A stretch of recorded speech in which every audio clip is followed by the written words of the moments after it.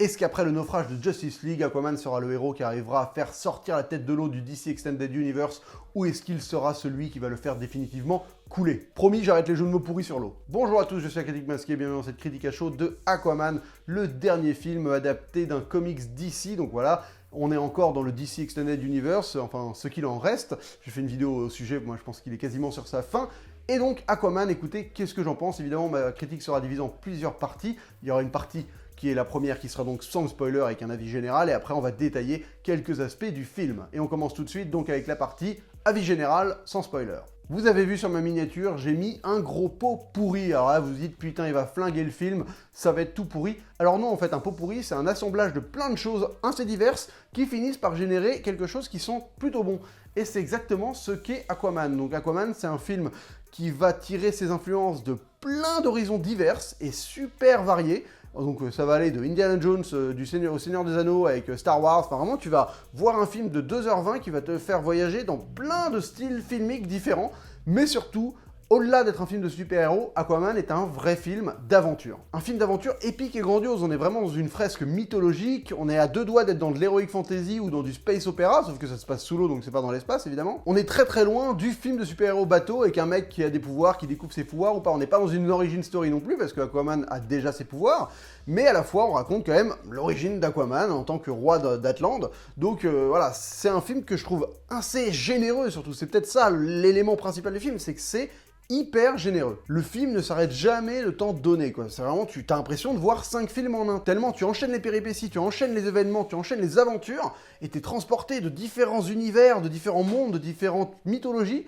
et franchement, il y a un moment où limite t'en as trop, tellement c'est généreux, quoi. Il y a presque une overdose de choses qu'on te fout dans la tronche, quoi. Et tant mieux, je vais pas me plaindre du tout d'un film qui m'en donne trop, quoi. Heureusement, enfin, je préfère largement un film comme ça, qui m'en donne mais plein la gueule, qu'un film comme, je tape toujours sur le même, mais un film comme Venom, qui fait le strict minimum, quoi. Là, franchement, tu sens que James Wan, il a pris un kiff total à te proposer une aventure, mais totalement dantesque, et il s'est mis zéro limite, et il est allé dans le freestyle total, en ayant plein d'influences qu'il aime, et tu sens que c'est ça qui m'a plu, c'est qu'il y a des influences vraiment fortes, mais qui sont pas dans la citation, quoi. Le mec fait son film, qui a son identité, mais en s'inspirant de tout ce qui lui a plu ces 30 dernières années au cinéma.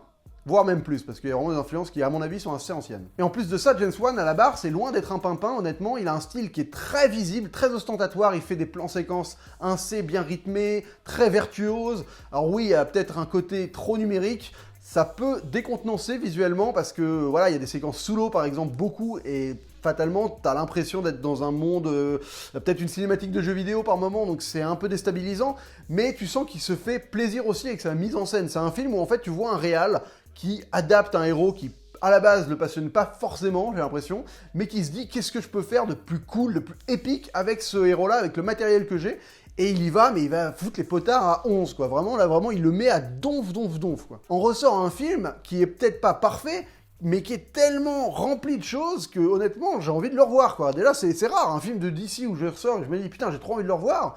Et c'est pas un film que j'ai envie de revoir en mode Batman versus Superman, parce que le film était hyper dense et colportait beaucoup de thématiques et j'avais envie d'y réfléchir. Non, là, c'est vraiment un vrai film popcorn, un vrai film d'aventure. Je vous dis, on est à la croisée entre Le Seigneur des Anneaux et Indiana Jones et La Menace Fantôme par moment. Enfin, c'est vraiment une espèce de gloubi-boulga d'influence qui, pour le coup, je trouve, marche franchement bien. L'humour est pas trop dérangeant, il y a vraiment des vannes qui m'ont fait marrer, elles arrivent jamais à un moment qui est pas du tout propice. C'est beaucoup le personnage d'Aquaman, donc de Jason Momoa, donc de Arthur, qui lui a son humour, mais qui est pas un humour qui me dérange plus que ça, c'est juste, le perso je le trouve plutôt cohérent et je trouve que la manière dont il amène des vannes fonctionne parce que c'est juste un bourrin en fait, et même lui il l'assume, c'est juste un gros bourrin. Ouais, le mec c'est un rustre quoi, donc sa manière par exemple de se battre elle est hyper rustre et ça apporte une forme de comédie, mais c'est pas genre appuyé à mort. Donc oui, il y a des moments où peut-être il balance des vannes qui sont peut-être pas à propos plus que ça, genre ah tiens j'aurais pu pisser dessus, mais ça va dans son perso et honnêtement tout ça m'a plu. Je trouve qu'il n'y a pas un moment où ça dénote, où tu te dis genre ah non là franchement ils ont forcé, et tant mieux parce que qu'ils arrivent à mélanger tout ça, ça donne un film fun, et c'est ça qui est important en fait, c'est que le film est fun, il est pas genre grave.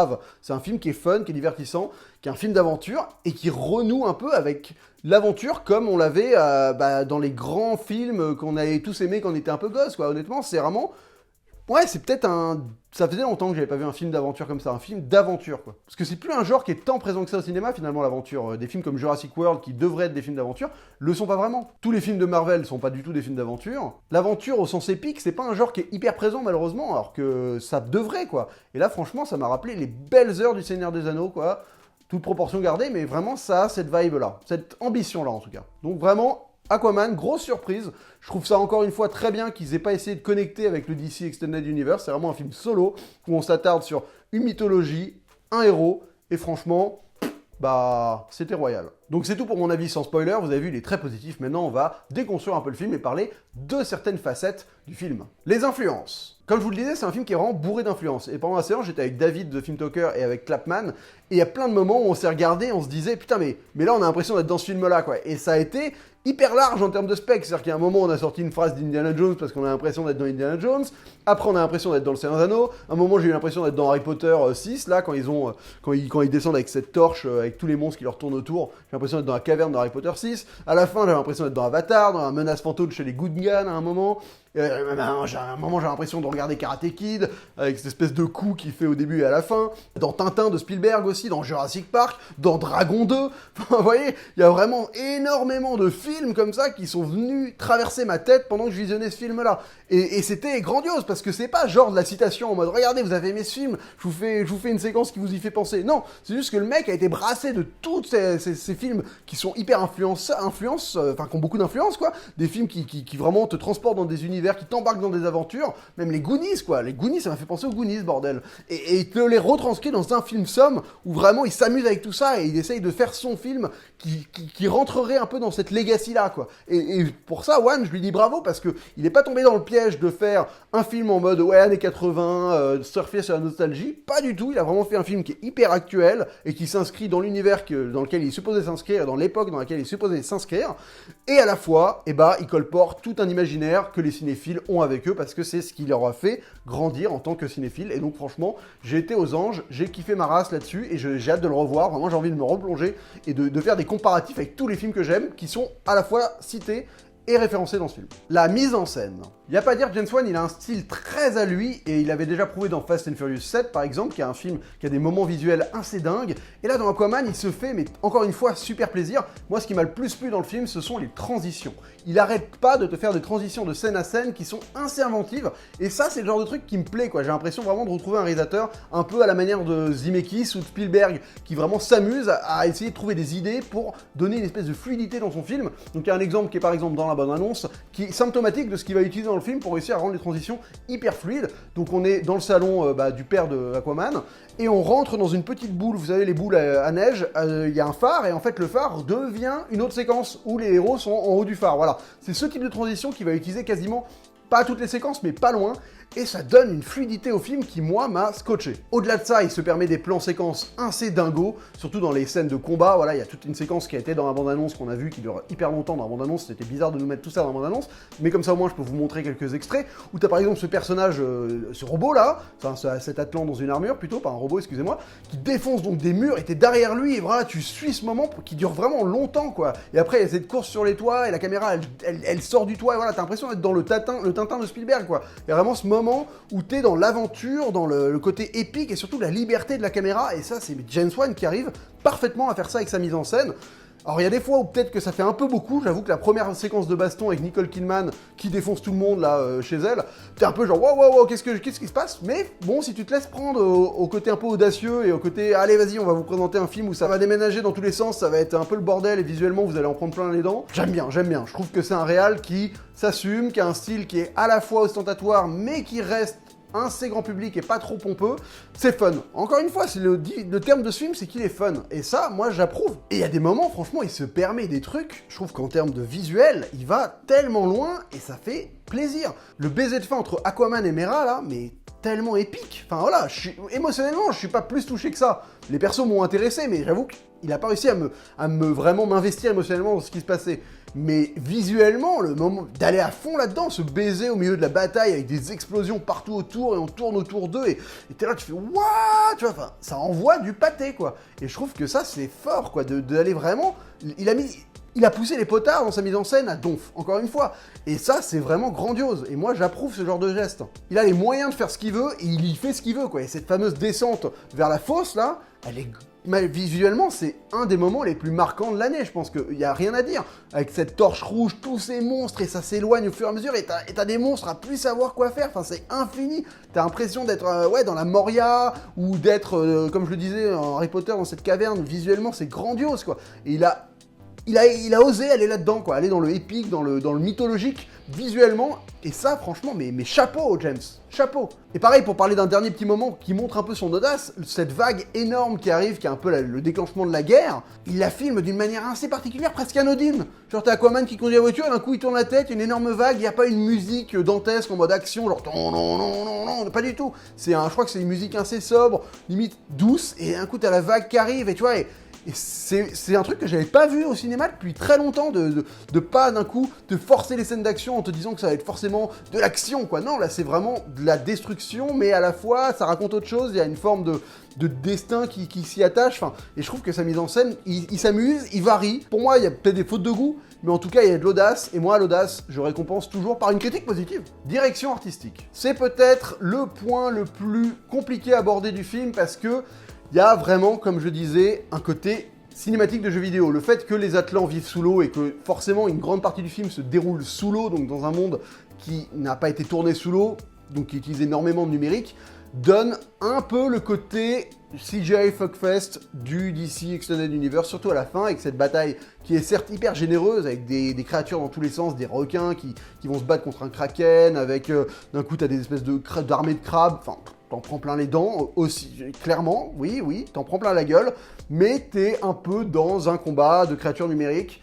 Et là où dans un film comme Avatar, je sais pas pourquoi Cameron il arrive à te rendre ça évident, là il y a des fois où tu sens un peu trop le full numérique et tu tournes ouais, tu sors peut-être un peu du film. Mais bon, t'es obligé, il est sous l'eau, il peut pas te représenter ça autrement et il s'en tire vraiment bien. Je trouve que les séquences sous l'eau sont loin d'être grotesques, t'y crois, mais ça fait un peu jeu vidéo. Un peu. C'est un peu dommage. Après, il y a le reste de la DA qui, franchement, m'a assez impressionné, notamment sur les costumes. Je trouve que les costumes sont tous très beaux. Les armures des Atlants, elles m'ont fait plaisir, quoi. Cette espèce de scaphandre inversé. C'est génial, le concept est trop cool, quoi. Des scaphandres inversés. Même le design de Black Manta, au début, il est classe, et quand il se transforme, après, voilà, il justifie la gueule qu'il a et tout.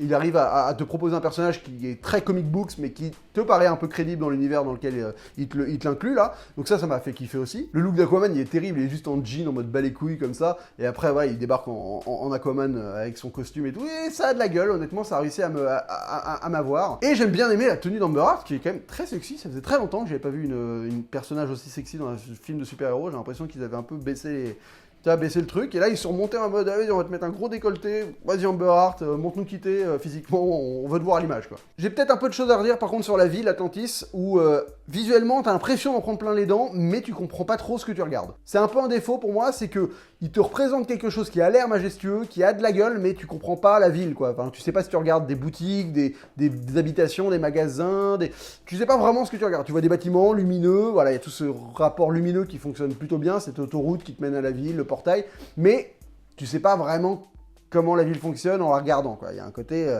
superficiel dans la manière de t'introduire une ville, mais visuellement, ça envoie. C'est un peu le paradoxe du film, c'est que visuellement, il est très généreux. Après, si tu creuses un peu, je pense pas que tu vas trouver des trucs qui vont te décolquer la mâchoire en termes de sens et de réflexion sur vraiment le fond des choses. Thématique abordée. Oui, parce que le fond du film est pas forcément ce qu'il y a de plus intéressant, on va pas se mentir. Donc il y a clairement une base mythologique, on va reprendre la légende du roi Arthur, avec ce rapport au trident qu'on doit soulever, et que seul le mec qui est capable de soulever deviendra roi, quoi. Enfin, roi Arthur, c'est exactement la même chose. Je pense qu'il y a aussi quelques références à la mythologie grecque, notamment le côté Orphée qui va descendre vers les enfers. Là, clairement, la scène dans la fosse, ça m'a vraiment fait penser à ça. T'as une petite réflexion écologique, évidemment, parce que c'est un peu la base du fait que les Atlants veulent se friter contre les gens de la surface, c'est parce que on leur a pourri leur océan, donc voilà, on se prend une petite tatane au passage parce qu'on a pollué les mers. Et on va dire qu'il y a peut-être aussi une réflexion sur le côté pacifisme, belliqueux, le rapport entre deux races différentes et comment ça peut être grotesque de s'en vouloir et de se faire la guerre, que ça apporte du mal aux deux. Mais ça va pas très très loin, quoi. C'est-à-dire que c'est pas un film qui est là pour colporter des termes forts et les exploiter, c'est un film d'aventure qui va te plonger dans une aventure